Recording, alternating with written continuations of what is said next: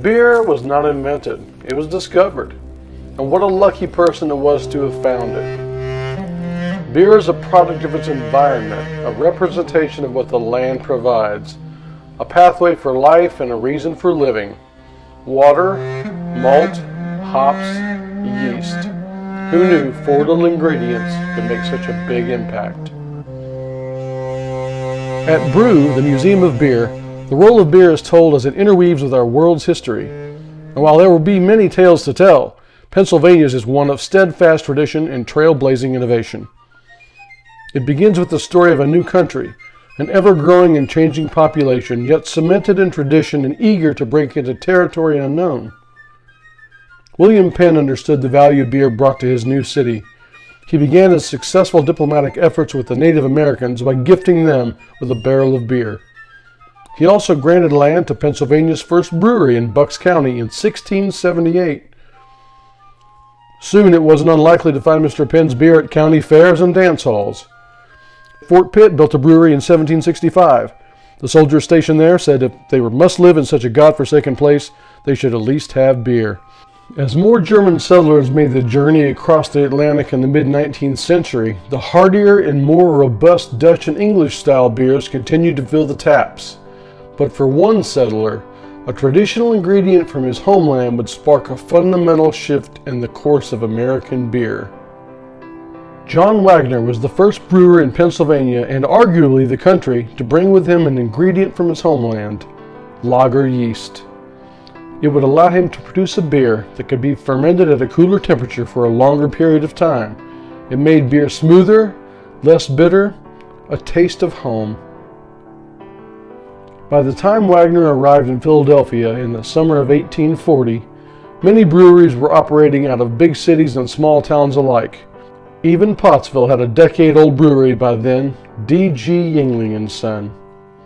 The Pennsylvania beer scene quickly grew from breweries that could fit in garages to industrial powerhouses. Names like Ortlieb's, Schmidt's, and Stegmaier would get their start when beer was still brought to taverns on horse-drawn carriage and would become household names by the turn of the century.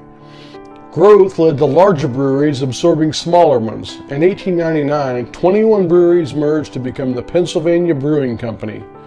Then in 1905, 15 breweries consolidated in Pittsburgh to form the Independent Brewing Company, making for 36 becoming 2 in just 6 years. But the incredible growth would not last.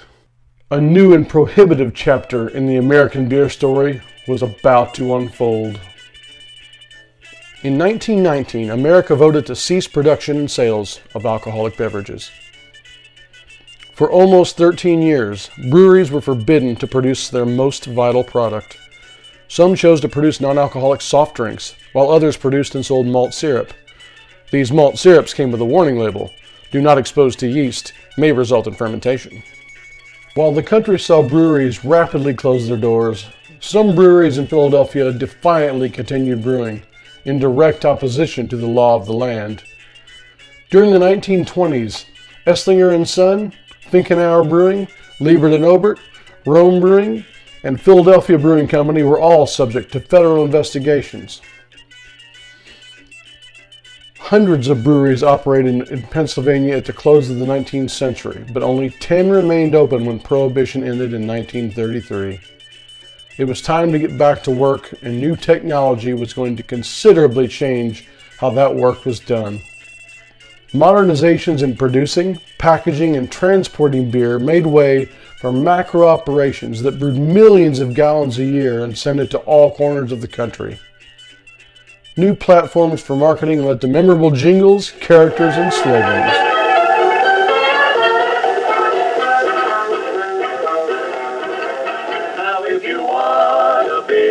Peel's tastes best of all because it's the driest of all. Oh, how'd you like to get your hands on some of that, viewers? Stake mine, the gold medal beer of the line. His beer? Why, Kohler, of course. He knows what. The beer that they cheer, serve just right, mellow, cool, and light. Stegmaier's gold medal beer.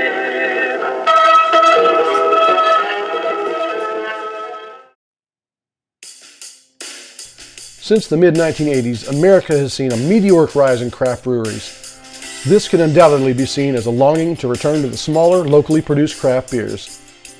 Today, the entire Commonwealth is contributing to Pennsylvania's vibrant beer scene.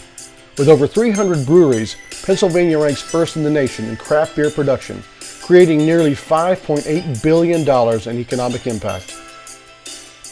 The Pennsylvania Department of Agriculture has created incentives to use locally grown resources and provide jobs and assistance from the farms all the way to the brew pubs. The University of Pennsylvania has been at the forefront of studies into the earliest forms of alcohol and the benefits beer has brought to our civilization. Brew, the Museum of Beer, will house the records, the relics, and the stories of beer from all over the world. The story of beer in Pennsylvania will be in prominence, showing people that the history of beer is closely tied to Pennsylvania, and the history of Pennsylvania is inextricably tied to beer. Its home in Pittsburgh will be a monument to the importance water, malt, hops, and yeast have in the origins and continuance of civilization. Now is the time to tell the story of Pennsylvania beer.